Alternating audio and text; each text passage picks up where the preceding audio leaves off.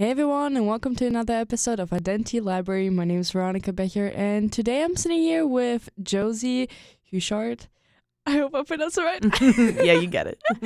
And I'm so happy that she's joining me on this little trip. And it's been a while since I've been in the studio, so I'm super excited. And the weather is horrible. So, fun fact of the day, it's been snowing in Germany. We had so much snow. My mom was like sending me videos today in the morning, and I'm like, whoa, I'm not ready for the semester to end and be in snow again in Germany.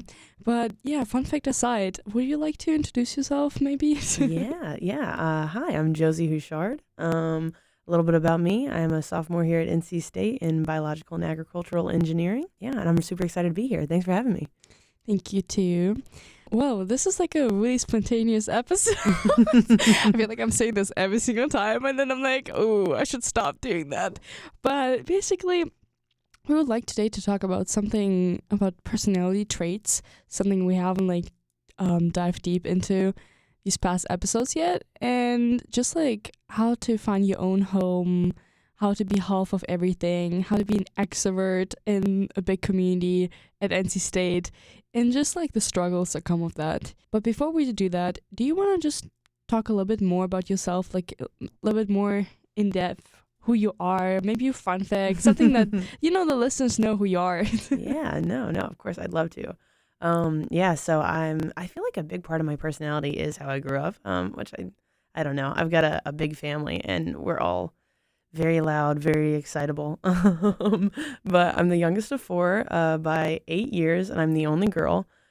So growing up, I was a whole lot of things. I was sort of a ruckuser, but it all worked out well.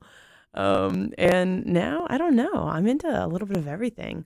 I love being around people. I'm a huge people person. I know. Yeah. Like, if you ever see Josie on the street, she's gonna run up to you, hug you with the warmest hug ever. Like, seriously, she's like giving the best hugs that I know so far.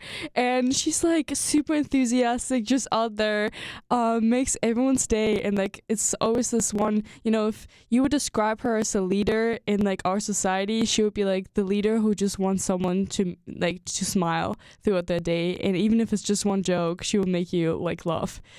So that's like the description of the day. Thank you. Yeah, that's the goal. I mean, I think if you can just make just one person's day just a little bit brighter, it's a great day, I'm a bit of a goofball. So I love making jokes, and I think they're funny, even if other people don't always. But yeah, I loved it. I love doing things outside. I love trying to cook inside. Right now I'm on that like college student cooking, which is like making macaroni, like it's pretty sad. But in general, I love to cook. Is it that course that they teach you how to cook in dorms? Yeah, I think there might be one for WellRec, right? Because there is one, and I actually have a friend who's taking this class right now, or like this whatever club meeting course, whatever it is. Yeah, how's that going? Pretty good. I think it's pretty good. Yeah. I feel like I should get on that because it's a little bad, guys. Vegetables, not in the diet at the moment. I think the issue is you don't have kitchens, like as many kitchens as you need for the student apartments. I remember like in Germany, we have like a whole floor. Like if you have a whole floor of just students living in one, they have a huge kitchen, like with, I don't know, I think 10 people can cook at the same time. Wow. Yeah, because right now, last year I lived in like a dorm, and there was just like one tiny kitchen downstairs for the entire building. And right now I'm in like a student apartment, so I live in Wolf Village, and I'm a RA there, which I love. I love my residents. Shout out to the Transfer Connections Village. You guys are great. I love my job. My coworkers are awesome. My boss is awesome. It's just a big smile every time I come home. So we've got like our own little like apartment like kitchen, which is so small compared to like a house kitchen, but it's got like everything I need. Like so I need to like run out of excuses and like actually start trying to be cooking like a real human being. Maybe it's just good that no one knows how to cook here, because no one is using the kitchen. But the only thing that is always concerning is when people start burning things. Yes. I think like I've seen people burn down like a sandwich or like a toast. Like it was literally the simplest things ever in the Tri-Towers, and it was just for everyone who is not from here. Tri-Towers are like basically just 12-story like buildings or 8. Like it depends. Like they have 8 floors. And then they have this tiny little kitchen where people always burn something. Yes. No, I know because, oh gosh, the fire alarms have been going off in one building beside me, and people are so grumpy. They're like, if someone else burns another piece of chicken, I'm going to lose my mind. But do you think it's just someone burning it down, or is it because people just, I don't know, don't pay attention, the fire alarm goes off too easily? Yeah, I think I know the fire alarms in there just got replaced, and they're so sensitive. Like the shower steam will turn them on. I'm like, oh my god. No, that happens at my house too. At like my home, with my parents, we replaced the smoke detector, and every time it would go off, in like whenever I left the shower, like the bathroom door open, and like I would shower. I'm like at the time I was like I'm what's like 17, 18, so sometimes I just like shower at 1 a.m. right? And then like the alarm would go off and my parents are both asleep and I'm like, no. So I dismantled the smoke alarm, which I think is not good, but it's okay. There's another one later down the hallway. I think something similar happened to me. I love how we just go on about smoke alarms. But in Germany, we had like a smoke alarm that would do really stupid things. And so I had a really tall guy living with me back in the days. Mm-hmm. Back in the days, it sounds like I'm old in freshman year. And so he literally managed to take it off the fire alarm, but it continued peeping. So what we did, the chicken that was burning, was a chicken, was like we held it outside of our kitchen out of the window with the fire alarm that was beeping, and I think I got like over 10 messages, and it was like, Veronica, what's happening? Why is there pan with a chicken outside your window? That's so funny. With the fire alarm separately. But yeah. Yeah. Things like that happen. No, exactly. It happens. It's part of the learning process, I like to think. Yeah, exactly. But yeah, besides that, I'm just all over the place. I like to do a lot of different things. I love to travel. Oh, fun fact, my favorite animal is a manatee, and my second favorite is a river otter. So I'm a pretty happy person when I'm in an environment that has both, which sort of makes sense with what I want to do. I love wetlands. I love rivers. So I'm really into that kind of stuff. Canoeing, that's big for me. I've tried it only once. Oh, it's so good. I was just in a canoeing class this semester because I've like canoed my whole life. But like now I know how to do crazy moves with canoes. I know how to drift it. Like I'm in like Tokyo Drift. It's crazy the things I can do with a canoe now. So I'd like really recommend it. It's awesome. I didn't ever think you can do that. Yeah. Honestly, it's pretty cool. So if you ever see someone drifting down the river, you know it's Josie. You know it's me. I'm doing crazy maneuvers. I'm defecting. I'm cross defecting. What are you gonna do? I don't know. You just like turn around and then you get up again. It's just like yeah, it's pretty crazy. But yeah, I'm just like, whoa, I'm just taking it in with the canoeing thing. Yeah. The pictures are just coming in. But yeah, I think that's super interesting. Like just being like surrounded by nature, studying wetlands, completely different thing than what I'm doing. But what is something that you like enjoy about it? Well, gosh, it's actually pretty interesting how I got to like this passion because I've always loved like wetlands and things. Because I don't know, something about it just sort of draws me in. I love water. Every time I'm in water, I'll be in the ocean. I'll be like body surfing. My body's just getting hammered by these waves. Like everyone else has gone inside hours ago. I'm like, no, I'm staying out here.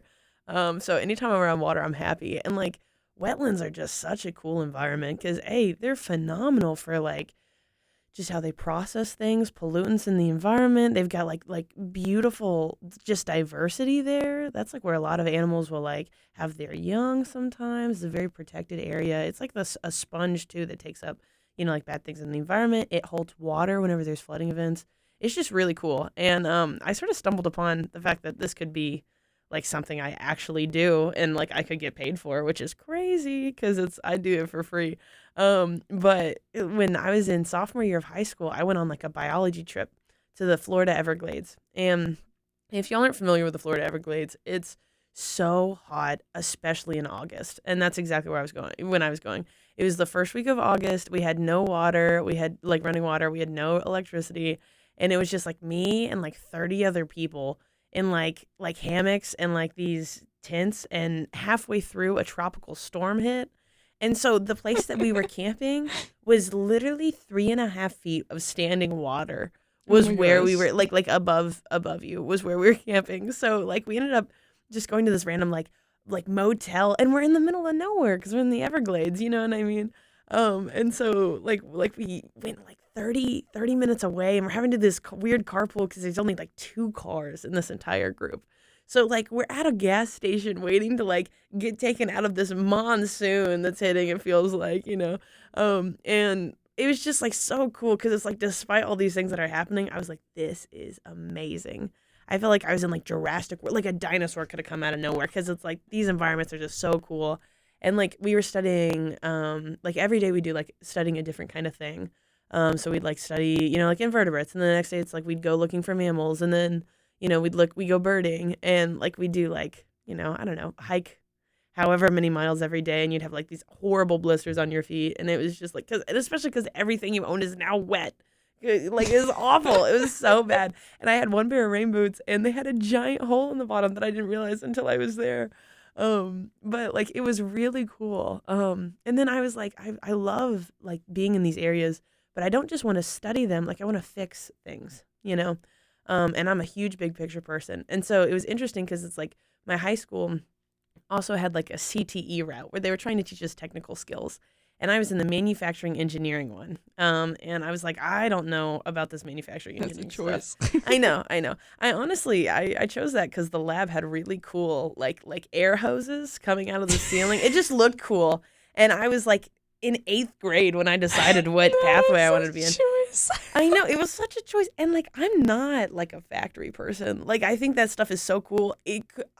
Oh my god, I'd go crazy. I think working there, and it's like a lot of my family does, and I'm like I just can't. I can't be working on like manufacturing things. But I really liked like problem solving with engineering, and so it was just something that like I don't know, like it just all sort of like came together, and it was like, oh, this makes so much like as a kid I loved building forts. I loved problem solving. I loved and I loved being outside. And then someone like in senior year, I had to have like an internship, and I did one with my with the natural resources department in my county, and they were like, you can combine these things, and I was like, what? And my brain just got blown. I was like, I can fix problems and also work in the environment and work in wetlands and rivers and stuff, and they were like, yeah. So now I really want to work with that. I want to work with like not only helping like protect wetlands because a lot of times they've been like drained or just like they're a very underappreciated environment. So it's I know it'll bog you down. But and so like so I could work to like reclaim them or like sort of size like a wetland in an environment that might like need water retention or like just dealing with that kind of stuff for storms. And that could increase the stormwater capacity, which means there's less flooding events, safer for things, and like just working with that, working with helping make riverbanks erode a little less because of human activity. So just sort of working with like just making those environments and like in turn those plants and animals and just everything happy there. So yeah. This sounds amazing. Seriously, I'm like, ooh, someone is passionate about what they're doing. No, that makes me super excited. Maybe like where you from? Like I'm just curious.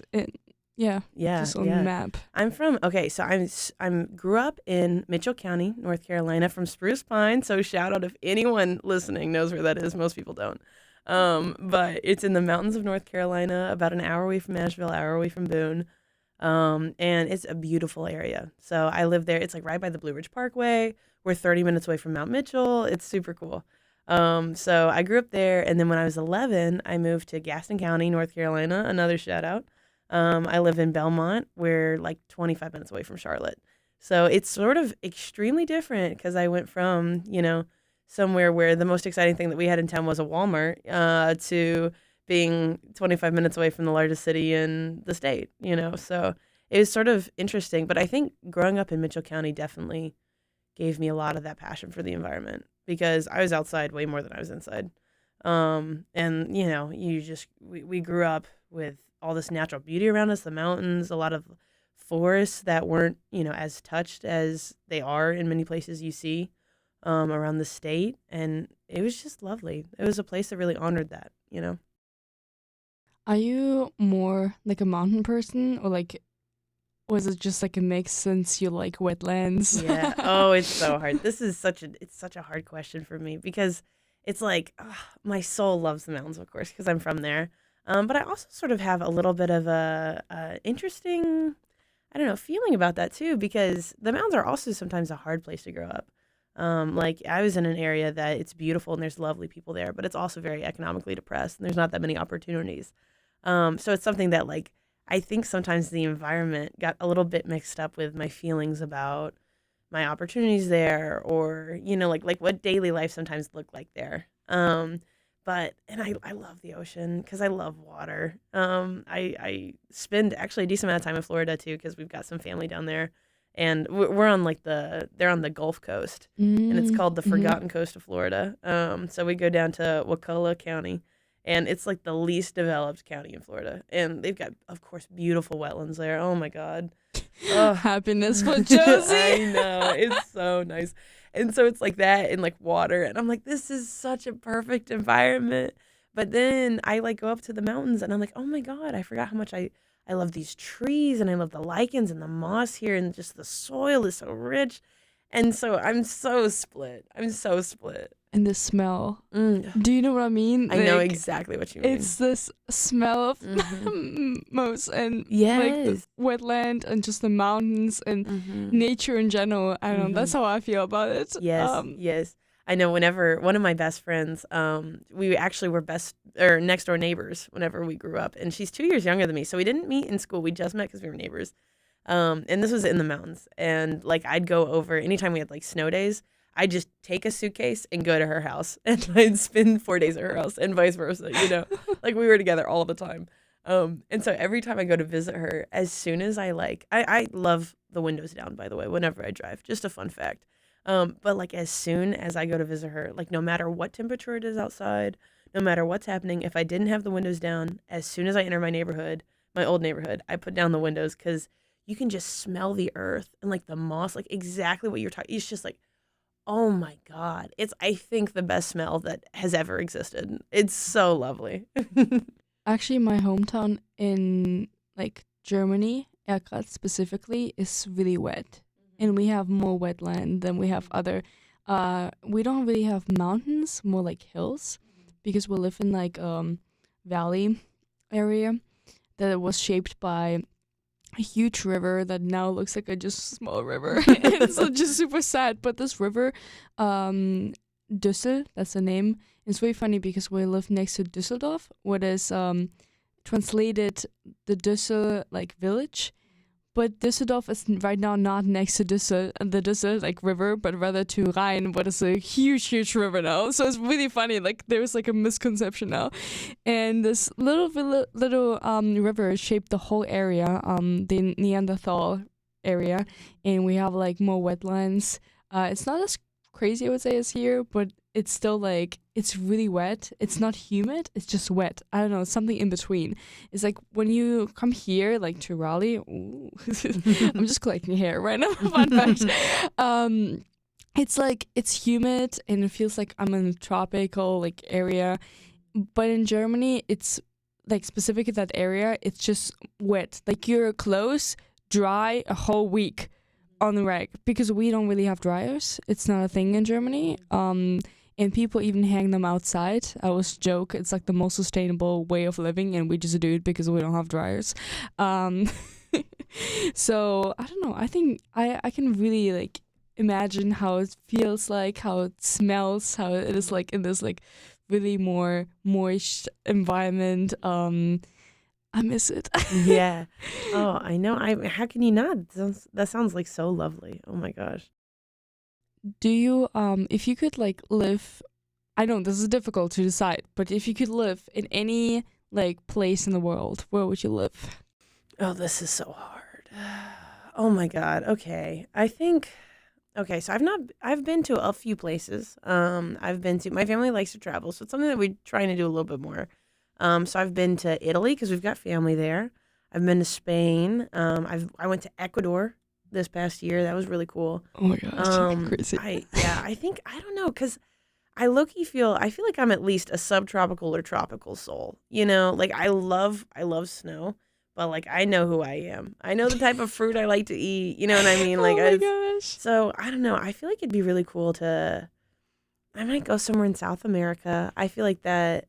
I don't know. Like just the environments there are so cool. Like whenever I was in Ecuador, I wasn't in the Amazon region, but I was like a little bit. I was in Quito and Cumbaya, around the capital city of Quito, and I was actually working on river stuff there too, so it makes sense why I was having such a good time.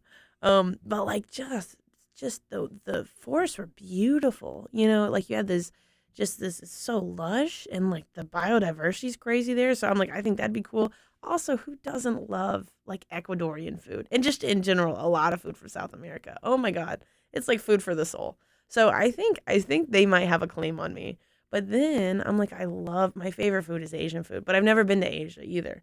So I'm like, I don't know. Like it might be. I've heard some great things about like Taiwan. I'm like, they've got really cool stuff for their environments there. I think it'd be really cool to sort of see what that would look like on like an island. You know what I mean? So I don't know. I don't know. I'm sort of spread out all over the place. But I think South America might get me at the moment. What about you? Ooh, getting questions back. Oh, I know. I don't know. I'm really conflicted. I feel like sometimes in Raleigh there isn't enough for me. Like I realize I love nature. I need nature. Like I couldn't live in New York all the time, but I need people. And it's this like conflicting moment of should I be a city person or should I not be one? And I grew up also in like a pre-city, like a smaller town next to a bigger city. And I liked it because it was full of nature. We had literally like horses running around like in front of our balcony, seriously. And I loved it. I loved that we had everything we needed. I could walk everywhere I want to. I can be still in nature at the same time, just take the train and be in a big city. But I'm not sure. Like, I feel like I want to try living in a bigger city and see how I feel about it, but then I'll probably miss nature. And Raleigh is like something in between. I think I feel really good here. I feel like the temperature, the weather, we have more sun, we have less rain than even though it's raining today. And I don't know, it's just it's just much better. I would say living in a space where you feel like happy and good, like, but I'm not sure if this is the place yet. I might have to move first to decide where I want to live and what country. I feel like I haven't explored enough to make the decision yet. And I always come back to Germany, but I feel like I'm not sure if I've found the right city in Germany where I want to actually stay. So something I'm not sure yet. But thank you for the question. Yeah. Where would you say is your home? Like if you have one. Yeah, this is a hard one. This is a difficult question because, like, right now when someone asks, like, oh, where's your hometown? It's like most of the time I'll say, like, oh, I'm from Belmont, North Carolina. But it's interesting because sometimes I'll be like, well, technically I grew up in the mountains and then, like I lived in Belmont. So I feel like this is sort of a theme of my life, but I'm like always sort of like half in a lot of different things. I'm that person who is like I'm like fully like there whenever I'm in something, but I'm in like a bajillion things. And that is not excluding location. So I'd say like definitely Belmont is my home, but it's also interesting because like all my or most of my extended family, they live in Spruce Pine or the surrounding areas, and my parents they're about to retire whenever I graduate college. So in 2.5 years, they're gonna retire. That's crazy. Yeah, I'm sorry, that's crazy. just really crazy. But maybe that being like a sibling and like having several siblings is different probably than being an only child. Yes. Are you an only child? Yes, I am. Oh, new fact. Yeah. So I think that's always really interesting, and I don't think that my parents were retired yet. Yes. How old are your parents, if you don't mind me asking? Oh my gosh. Or like roughly. I know the year they born. Now if you bet, beginning of the 50s. My mom's born in 73. My dad is born in 72, but they're like a couple of months apart. Yeah. Because my dad's birthday is on the 24th of December. So it's like really it's a choice to have a birthday there. Yeah. But maybe a fun fact has nothing to do with the topic. His brother's birthday is 4 years later on the 25th of December. And I'm like, I don't know what they did, but they were like trying to like sync it up so it's exactly almost the same day. Yeah. And then my mom's sister's birthday is also on the 24th of December. So I'm like, I don't know what's happening, but Christmas is something. Just like because everyone's birthday is just in January or December. Yeah, what a crazy it's just everything falling in there. That's I know, cool. right? And then mine is in September. It has nothing to do. You're like, and then also, you know. And then also me. Yeah. Exactly. Oh man. No, I feel my parents they're honestly pretty young to be retiring, but they've worked in the school system for public schools in North Carolina. And how it works in North Carolina is like you can retire for at 30 years is about when you can retire with like full benefits. So my parents are gonna be 58. So they're getting close to that. My mom, she technically like definitely needs another 2.5 years. And my dad could retire now, but he's like, I can't retire without getting in trouble before your mama does. So everyone's waiting. Until it'll be like exactly when I graduate too, which that's like sort of weird. I'm like, that's cool. What are your parents doing, if I can ask? Yeah, my parents. So my mom, they've done a lot of things. My mom is a 7th grade English teacher right now. So she teaches actually at my old middle school. She wasn't there when I went, but now she moved there. And my dad, he's been a lot of things, but right now he's the superintendent of my county, which is pretty crazy. Yeah. I'm very proud of both of them. They do a lot of good work. So, it's a hard job sometimes because, always doing so much. And school system, it's like, there's always something that you can work on. Always, so many different things, and they care so much about the kids. So, they're always trying to improve for that, but it's pretty cool. So, and generations change too. I feel like that's one of the fields that will always evolve because you can't just create a system and then will work for the next 10 years or 20 years or like 50 years. It's like you always have other needs that arise in the community that you have to address. And that's the challenge probably of education. Yeah, exactly. My mom would 100% agree with you on that because she's so like they were both teachers. That's actually how they met. It was very cute. And they were both teachers. And then for about 10 years, she sort of went to the making curriculum sides of things. So like helping teachers, like teaching teachers, designing curriculum. And then she came back to the classroom and she's like, it's interesting how much it does change over, like a little less than 10 years. And like, she's like, the job has changed a lot. So it's cool just sort of seeing, how that will, I think, continue to change and grow. I don't know. It's something I'm interested in. Lord, educators, I have a lot of respect for them because I'm like, that's a job that I think I could do it, but I can't. Sometimes you take like a magic spark to be an educator, My mom used to teach too, but she's a chemistry and biology. Oh, very professor. Cool. So she worked also in the labs for the university, and then she taught high schoolers, but also like I think college students. It's like a mix of everything. Yeah. But yeah, it's super different. And she doesn't work right now, but she used to, and it's super interesting to just see my mom's side, like as a teacher, but then not as a teacher at the same time. Yeah. And she was like, don't be a teacher. That was the crazy advice she gave me. Yeah. But also the educational system in Germany is super messy, I would say, and much more difficult because you have like two types of teachers that you can be. One that is like out in the government, let's go this way, and the other ones are like kind of the pre-step. They have a completely different benefit package, and most people fall into the first category first before they actually become like stable in one place. And so depending on where you got your certification and your degree, you have to stay in the region. You can't just move. So you need to be like recertified, and that's like really complicated. They decline it too. Like people struggle with that a lot.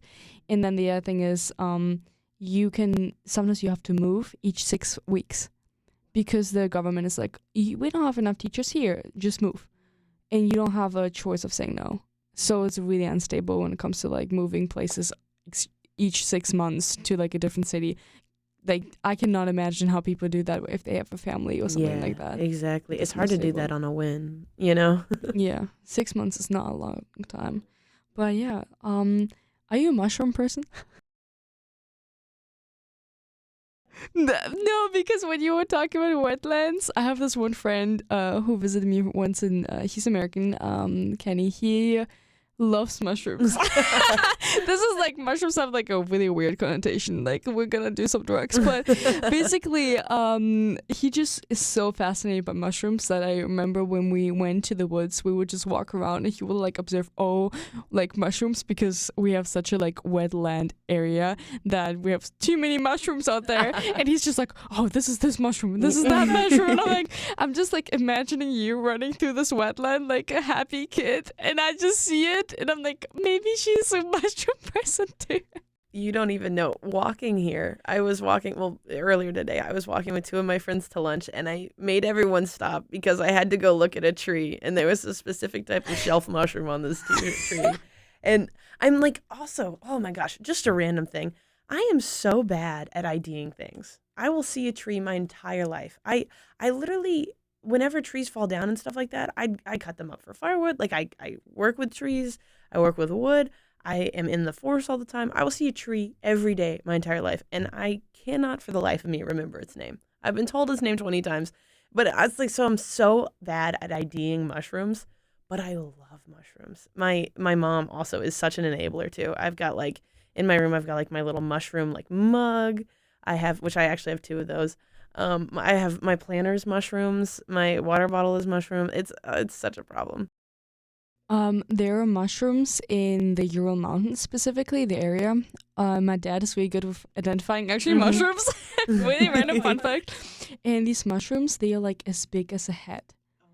These are huge mushrooms, but the way you find them, they grow under the earth kind of thing. Mm-hmm. So if you have leaves or something like, just in general, leaves and the like this like upper soil level that just establish itself through like leaves falling down, like other things falling on top of it, and they just grow kind of below like the upper surface, but you don't see them actually peeking out.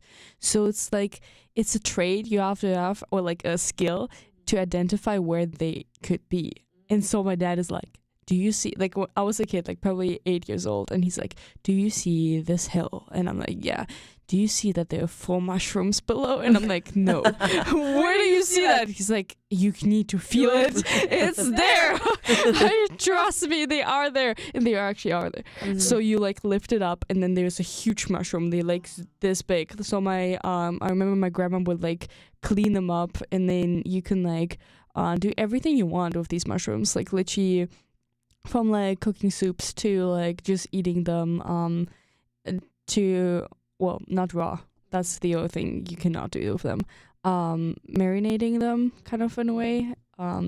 We even have like a salad, like a Russian salad. It's sour cream with mushrooms and onions. But these mushrooms they have like a acidic taste to them because of the way they are marinated in the specific like I don't know, like sauce, whatever. And then you eat it as a salad. Oh, very cool. Really random thing, very cool. But basically, speaking of mushrooms, we're like kind of drifting off, and I'm like fighting with the cord that I have of my headphones. We were talking about home and like finding yourself and where is home. And I feel like I've been having this conversation so many times this past week with so many people that I'm like, this is not funny, or it's kind of funny too. When people ask me like, oh, where's your home? And I don't know how to answer either. Like when you said you don't know what is exactly, like where's home. And one thing that I feel like I just saw it literally a couple of days ago. It's like,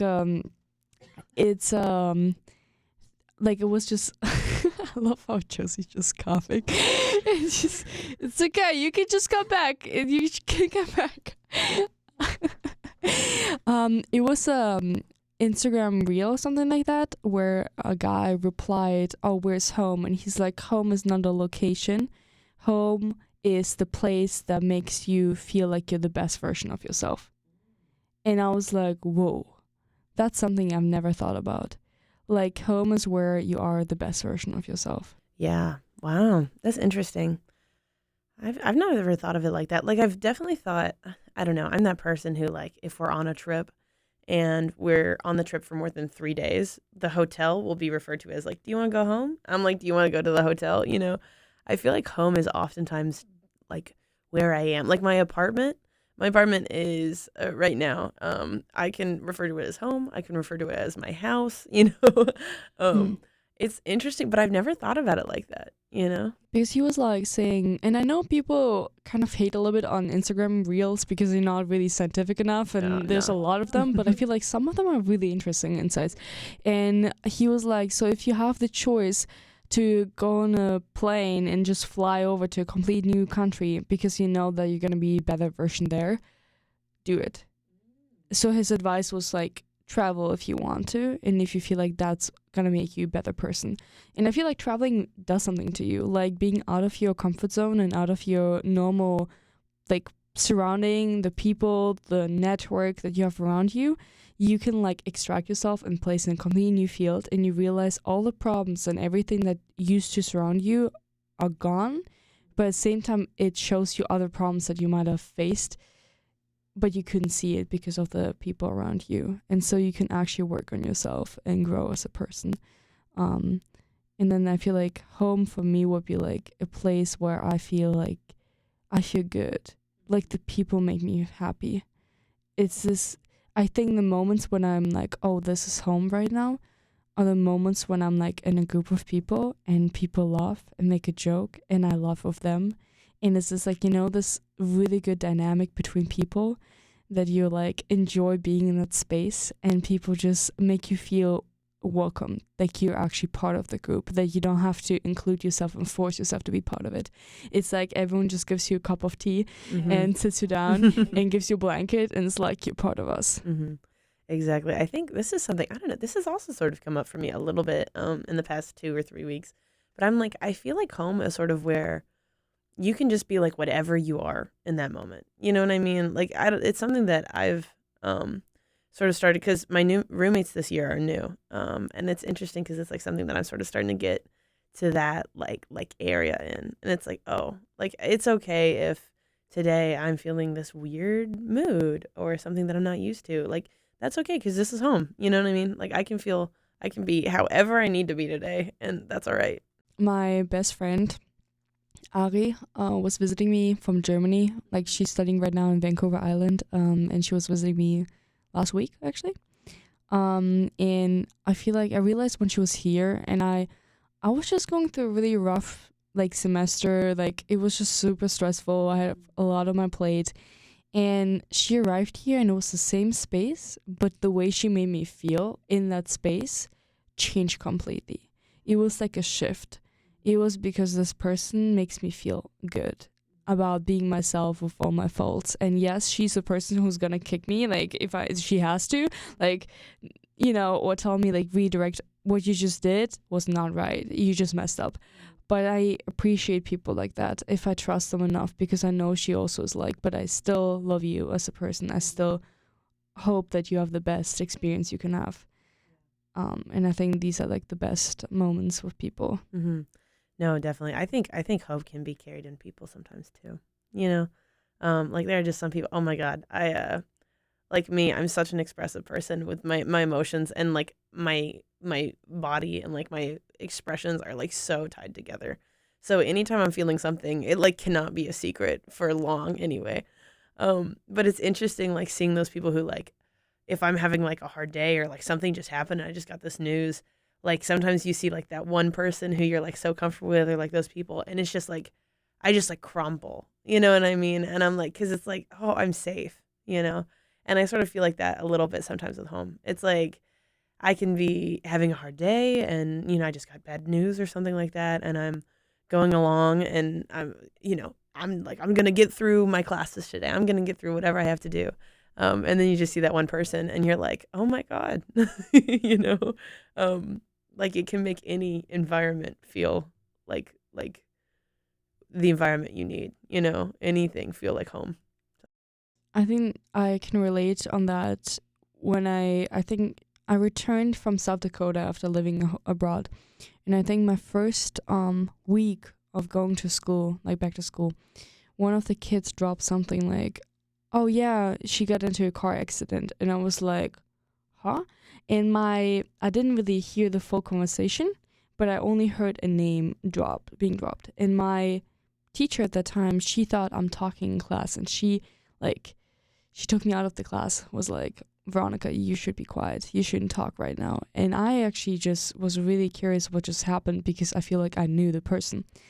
And it turned out that my music teacher got into a car accident and she died. It was super extreme, and she was the only teacher in town that was teaching me how. I actually played two, not flutes, but two recorders, and one that is like most people don't play anymore at all. And it's a really old one. It's a bigger one. It's like an old, it's called Altblockflöte. So it's much bigger, and it's like you learn like for two recorders at the same time. So if you can't read the notes anymore, you like rethink everything you've learned and you play like a different instrument. And she was like, I was really close to her, and I was the only person she was teaching at that time. And I've heard about that, and I was like, what just happened? And I couldn't process it. I just went through my day. I came back home. I was standing there in my like small kitchen. I looked at my mom, and I just crumbled down, and I started crying and sobbing. And I'm like, oh my gosh, what just happened? I wasn't here for a whole year, and she died like a month ago. And I was like not sure what I should like think, say. I think this is just the scary part, not knowing that someone is like not there anymore.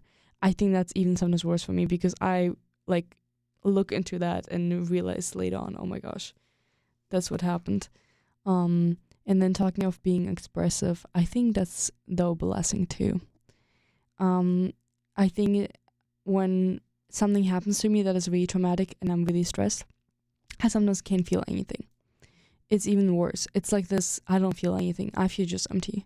Like I don't feel it. I know that I'm accumulating feelings that I can't express, but I can't identify them either. And so when things like that happen and they're really important to me, people are important to me, but I don't feel anything and I'm just there existing like a shell somewhere in space, all these emotions come back months later and they hit you out of nowhere and you're like, ooh, what just happened? And I start just crying out of nowhere in class. And that's, I think, even sometimes worse. So I think it's really impressive to have someone around you who's really expressive and true to themselves. And you know, like what I feel like when I see you and you're like a really expressive person, I feel like I know you're not going to lie about your feelings because you're going to be true to how you feel.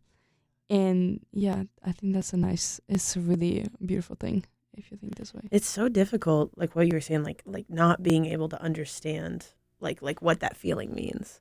You know what I mean? Like not being able to understand what that feeling means sometimes or how to place words on it. Like that's hard because you're like, how do I even handle this if I don't know what it is, you know? But yeah, I don't know. It's something you can say what like many things, but I'd be lying if I said that I could be anything but expressive about my feelings because even in times that, like, for example, I'm sort of a yapper, if no one can tell already. No, but, it's wonderful. Don't worry. But, like, even in times that, like, I'll be like, oh, I'm just going to try and, like, maybe talk a little bit less today or something like that. And it's never, like, problematic. But in times that I, like, try to do that, I just realize I'm like, but I'm not being Josie right now. You know what I mean? Like, my soul is not as happy as it usually is because I'm not doing like just like what I'm programmed to do. And I feel like that with my feelings because even if it's like, you know what, I can be like, maybe this is something I'm going to process alone. And I can just like not talk about a feeling or something like that. And then I can make it maybe an hour and that thing surfaces up and I'm like, okay, I have to address this. I have to talk to somebody about this. Like I just can't seem to run away from them. They find me real fast. I think someone, I have a friend who told me that, actually, you know her, Cici. Oh, yeah. I love Cici. And Cici told me once, she's like, I don't know, I feel like no one ever told me that, but every single time when I feel something, I need to express it. So I talk to people, and my way of communication is not an internal communication. And it's funny how we talked even in class about MBTI tests and like how people that are more extroverted like to or tend to express themselves rather than keeping it to themselves. And it's interesting because some people feel like I'm not trustworthy or a person that expresses herself too much or like an open book about everything. But I feel like that's the easiest way for me to come to conclusions rather than keeping it to myself. Like, unless it's something personal that someone told me, like a secret, I will not drop it. But it's like if it's my own feelings towards just something. And she told me that, well, you process things while talking to people. You are just a expressive person in a way of that's your communication style. And I guess it was so simple, but no one ever told me that. And she's like, you just have to find someone who can listen to you and who can like ask questions back. And that's fine. That's okay to be this way. And I think it's just something that just kept on staying with me till today, that I realized, oh, it's okay to actually be expressive, to be talkative. Something that I feel like I've been struggling with a lot. The struggle of like taking up too much space. To be always the person that raises her hand, who always wants to add something to the conversation, to automatically falls into this like spotlight position. And I was like just like a personal like hot take, I guess. I've been struggling with that a lot, just keeping or taking up space in conversations. But once I don't do it, people are like, Veronica, you're not yourself. Are you okay? What is happening? Why are you not talking? Are you like fine? And I'm like, well, you wanted me to talk less. You wanted me to give you space. But then once I do it, people feel like I'm out of character. And it's this back and forth of me being like, should I even take space? Should I not? Should I keep, like, what is the balance between enough expression and not enough expression in the circle of people? And then some people don't even give you the chance to even be part of the conversation. So it's really difficult, something that I just struggle with, I guess. And I've realized these past weeks that I actually want to go back to taking up space. Yes, I love it. I think you should take up space, Veronica. And also, I'd like to make one note before I go on what I'm about to say.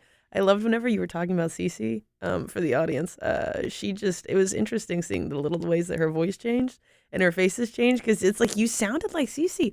Like the words you used, I was like, wow. Like it was a really cool thing to watch. That was awesome. I know. No one ever told me that. No, it was cool. Like sometimes whenever you're talking about someone, you subconsciously sort of slip into like a little bit more about like how they communicate, like, and that was so cool to see. That was awesome. But oh my gosh, that's crazy. I didn't know that. No, it was really cool.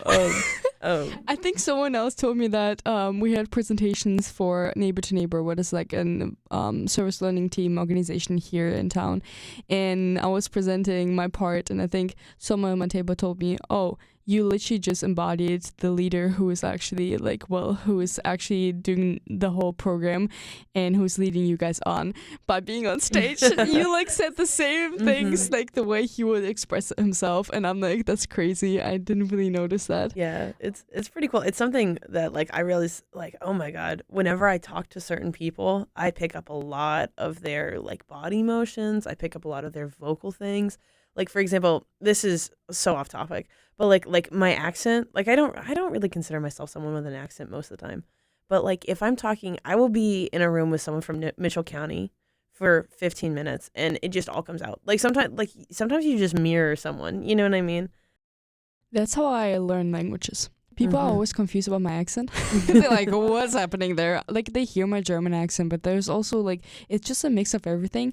And it's because I copy people the way they speak. It's like the more I'm around certain people and depending on what accent they have, I just pick it up. Yeah, it's easy to. It's, oh my God, on the biology trip to the Everglades that I was telling you about, like my roommate was from Wisconsin, and I made fun of the way that she said things. Oh my God, she's great. By the way, if she's out there. But and like she said like agriculture. And like you know, the bag, and it was so funny because all week I was giving her such a hard time, and then by the end of it I actually said bag, and everyone looked over at me and they were like, oh, Josie, she claimed you. The accent got you. That's like how I influence people with my German accent, and then people start speaking the way I do, and they're like, oh my gosh, I should not be around you more, because now I lose my English skills, and I'm like, yeah, that's what you get from being around me. But no, jokes aside, what do you like? Do you ever struggle with being like the extrovert Josie that everyone sees, and then having moments when you feel like you don't feel like seeing people. Yes, definitely. And I really resonate with a lot of what you were talking about like feeling like you're too much. This is actually something, fun fact, if you are an NC State student, by the way, you have access to NCSU campus health and like therapy, which is something that I've recently started this year.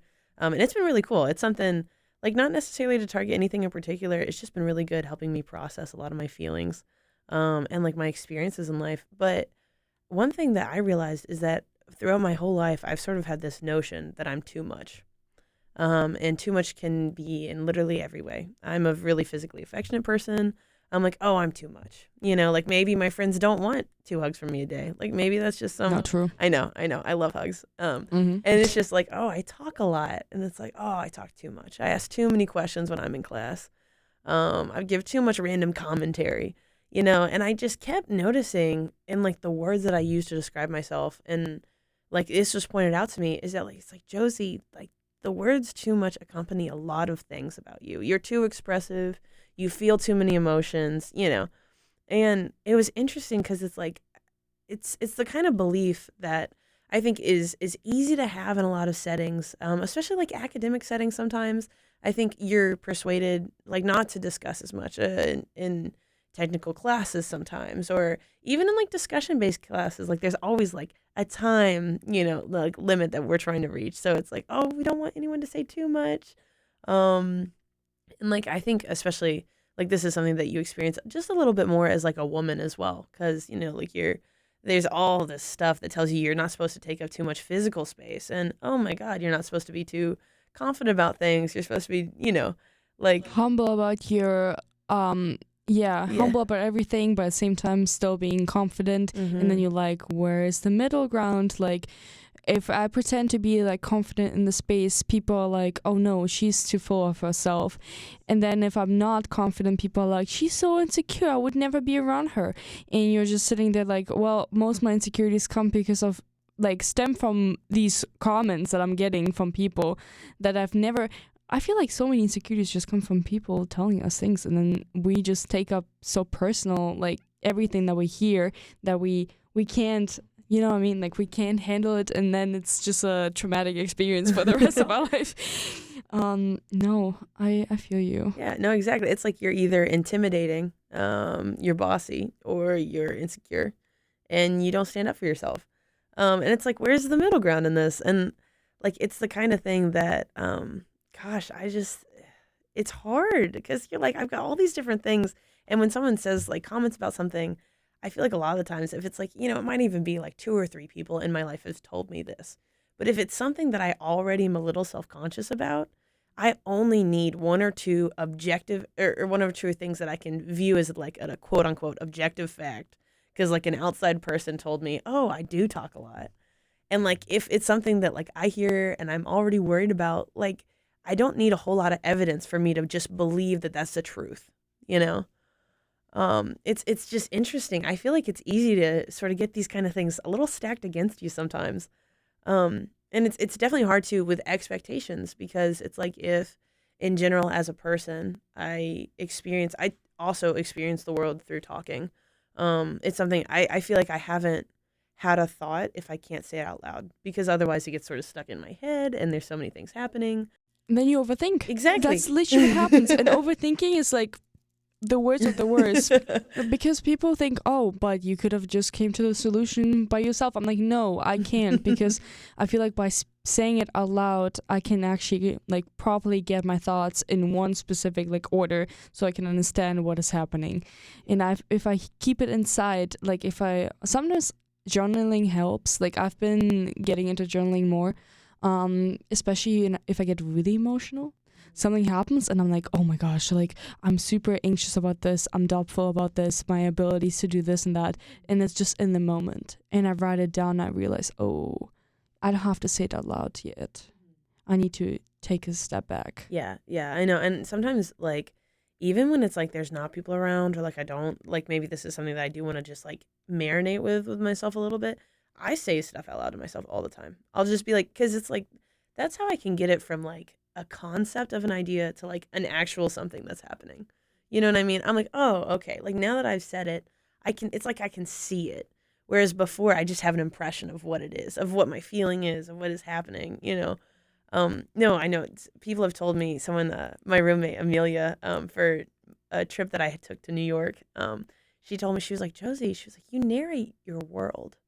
And I was like, what do you mean? I don't narrate my world. And then like 5 minutes later, I catch myself just like blah, blah, blah, blah, blah, just, reading billboards, just like talking about my thoughts. And I'm like, wow, I am a narrator. And it's interesting because it's like sometimes when you have things like this, especially if it's like, it's not, of course, anything like crazy and extreme that we're talking about. But like if, let's say maybe you talk a little bit more than the average person about certain things or something like that. Like I know I ask questions more than an average person in some of my classes, and like it's easy to be like, oh my God, that's a lot. And have people be like, oh wow, like objective facts, like you talk, and it's like, yeah. And then it's so easy for that to spin to like, oh my God, I'm way too much. And then like you were talking about earlier, like you pull back and then next thing you know, everyone's like, what's up? What's happening? It's hard because it's like, oh, I gotta find the balance between like, making sure that I like make room for others, which I feel like has come with age. It's something I feel like it can happen pretty easily, especially because if you're talking a lot, oftentimes you ask a lot of questions. So you listen a lot, hopefully. Even if it doesn't look like that. That's something that I feel like it's so funny how people are like, oh, you're really talkative, you'd never listen to me. I'm like, I actually do listen to you because I remember really well, but it's sometimes really creepy about everything you've told me these past week or weeks. I keep it in my head and I think about it to like tell you something that I feel like. I'm more a deep talker. It's such an issue sometimes being here because people mostly, they don't like engaging in deep talks and having all these conversations and about their feelings and how they actually are as human beings. And I'm like, well, but that's exactly what I'm interested in. I want to know who you are. I don't want to know only the surface level one that is, these are the classes I'm taking, this is how the class is going. Even though sometimes it's nice too, like I get it, but not every single day, every single time. And I think taking up space is so difficult. And also the expectations of people, what an extrovert should look like. When I am really happy and I laugh and I'm like just myself, I feel sometimes I can't uphold this image, even though I genuinely want to be this person. And then people are like, well, you're introverted, you should behave this way, you're extrovert, right? And you're like, well, there are days that I don't want to smile, and there are days that I don't want to talk, and there are days that I just want to listen to people. And it's nothing bad comes with that. But even as an extrovert person, I don't always get space in conversations, and I feel like, well, you expect me to give you space, but you don't give me space either. So it's a challenge. Exactly. I think it's something too that, like, as much as, like, I think sometimes, and this is something that I see oftentimes with people our age, if, I know it's a human problem, but, like, sometimes I think people get so caught up in, like, their experience of something that they also don't think about yours, so it's like they ask for space or they ask for something in a conversation without realizing that, like, you need just exactly the same too, or maybe it looks slightly different for you, but, like, you have a need there as well. And it's something that I think it's easy for people to get so caught up in like what they need that they don't think about, the flip side of that coin, and what you need. And that's something, gosh, with the extroversion, I completely understand that because oftentimes like my personality, I'd say is like, it's like pretty bubbly and like, I love talking to people and I'm also often like very excited about things. But it's interesting because it's like, because that's how I am most of the time, that's often what people come to like expect about it. And so, like, whenever I'm not like that, like, it's like, oh, some days I just, like, feel like being quiet, And, like, granted, that's not me usually, but, like, sometimes I feel like being quiet. Sometimes I'm like, I want to be alone. I want to just go into a cafe and I just want to work on something. Like, I want to be productive today. And, like, those are things that's, like, Josie will never say no to a conversation in favor of doing something, productive, It's, like, the kind of thing that people come to not expect. But it's, like, weird because it's, like, I just want to be exactly how I need to be today, Being an extrovert can mean so many different things. And, like, it's the kind of thing that, no, excuse me for a second, I'm gonna cough. No, recently I was looking into it and I was like, man, I get very socially anxious. And it's something very interesting because it's like I love talking to people. I talk to so many different types of people in an average day. Um, and I was like, there's no way that I could have like social anxiety. You know what I mean? I'm like, I'm the most extroverted person I know. No, it's completely not true. Like you can be like have extroverted tendencies and still be, you know, anxious about like what this one person said or like how others perceive you in a way that sometimes it doesn't show at all, you know? And sometimes it's just like under the surface, but it's so there, you know? I get insecure about what people think if I really care about what they think. And especially dealing with people that are more introverted and they don't really express themselves much, I overthink. I overthink each step of it. Like I'm like, oh, is this person actually liking me? Is this person okay with me talking so much? There, if you don't tell me directly, if you don't have a direct communication style, it's so difficult for me to understand the other person sometimes because I'm like, oh, I don't know. Like I think too much into it, how the person would react. And group settings make me anxious too. It's a thing. It really is a thing. And it was like I love people, but at the same time they terrify me. It goes both ways. I think the only reason why I can talk to strangers is because of my curiosity towards the stranger, and also it's just this thing of I walk up to a stranger and think later about what I just did. And then the other thing that I feel like I just wanted to drop as like a thought. A lot of people perceive me younger because I am bubbly and talkative. Like a lot of people are like, I think you're like a freshman, and I'm like, I'm a senior. And it's always funny because I don't really look that old. I think some people would, I don't know. I don't think that it makes a big difference between being 20 and 22, like look-wise sometimes. Some people just look older. And they're like, oh, you're probably younger because you're so active and you talk to everyone and you want to get to know everyone. I'm like, no, this is a trait. I don't know why people have a perception of the older you get, the less you talk to strangers, the less you are interactive, the more you keep to yourself. I think that's so sad. I know. You don't want to just get old and like shrivel up and like, you know. No, seriously. like I get it when it takes a lot of effort and energy to get to know people again and again and again. But then I truly enjoy it. Like I think it brings me joy hearing people's story, collecting different people. Collecting sounds like I'm like collecting Pokemon cards, but getting to know different people from different places. And I think this podcast is also a reason why I'm here. Like I love talking to people, having deep conversations. Just talking because I want to communicate. And there's and maybe my last like point, we did like a Clifton Strengths test. And there are like so many like billions combinations. And the funny thing is my top Clifton Strength test is like result is communication. And when I saw it, I was like, it is what it is. And it's really interesting. It's like talking, expressing yourself, everything that is connected with that. And my German friend, she was like, well, if you really want to, now I'm thinking how you see me when I talk about people.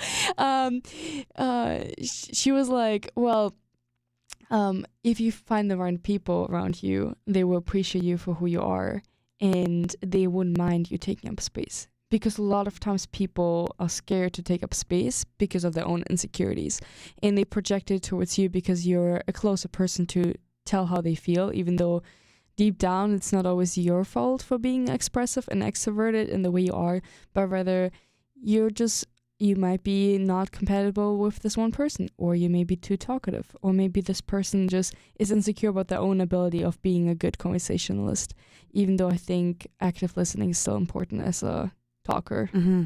Yeah, I think it's definitely, I completely agree with that. Like the right people will give you the space you need. I know oftentimes I felt like I was too much. And like sometimes I felt like this like in like romantic relationships, like, oh my God.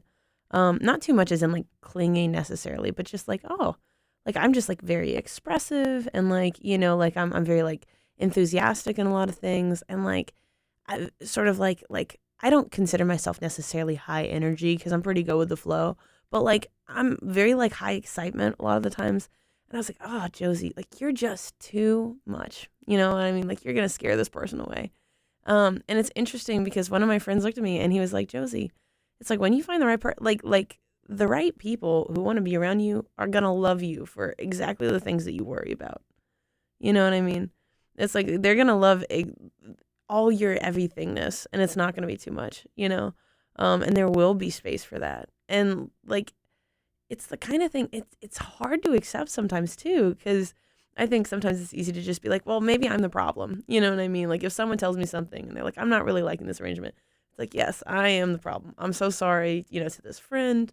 But like oftentimes I think it is really just like maybe like my faults and your faults aren't as compatible, you know, like maybe like we just don't work too well together. Cause it's the kind of thing that like the right person likes you for taking up space. And I think the biggest gift you can give to anybody, like the biggest gift you can give to someone is being authentic, you know, because it's like, how can this person ask for anything more than for you to be yourself so that they can judge their relationship, judge whether they want to be with you, blah, blah, blah, by like honesty, you know? So it's like, if like who you are is this person who takes up this or who talks this amount, then like the best thing you can be is like that. You know what I mean? Because then that gives everyone around you to love you for exactly who you are, or be like, I don't think we can be maybe close friends. Like, that's okay. There are some people who it's like, I know that they're like, I love Josie, but we could not be close friends. And like, as much as sometimes it's like, oh, dang, that's sort of intense. It's like, that's completely fine. Like, thank you for giving me like an honest, I don't know, approach to this relationship, because like, you know who I am. I know who you are.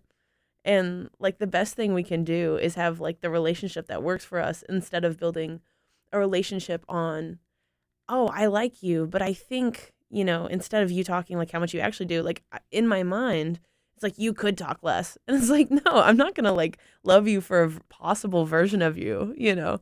I don't know. This is sort of an abstract idea, so it might not make that much sense, but it's like, I think the best thing we can give is being exactly who we are to someone. And then like that puts the ball in their court, you know?